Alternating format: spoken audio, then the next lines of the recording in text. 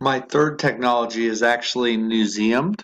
If you guys have ever been to Washington, D.C., there's a museum there, a pretty cool museum called Newseumed. Basically, it's all things First Amendment and news, and they actually created this to be an access point for basically everyone for any primary source you'd possibly want out there.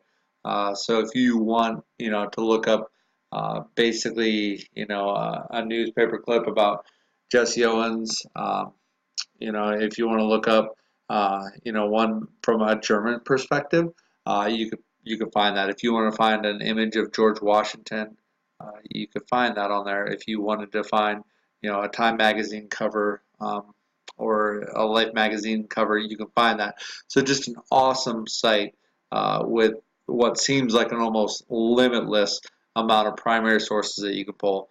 Once again, with me teaching social studies, our primary source is obviously a big part of our standards and a big part of our curriculum that we teach students how to obviously use primary resources, decipher the information from them, and this will be one of those access points that I can use to pull a lot of different primary sources from.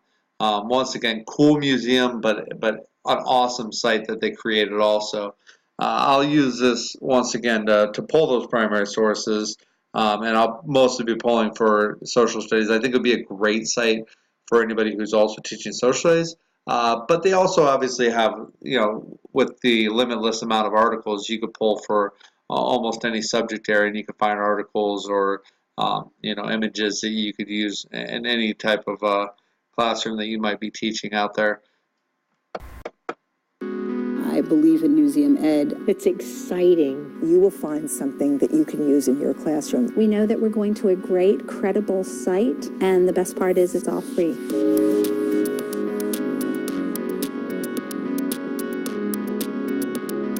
Newseumed.org gives you direct access to a good amount of the museum's collection. We have hundreds of historical front pages, lots of artifacts, photographs as well. It's very easy to use. It's flexible yet comprehensive. I have one-stop shopping. I can go right to this source and I can find everything that I need. Lessons designed specifically around that content. A lot of it is curated content, so it's not just images and pieces kind of put on the web.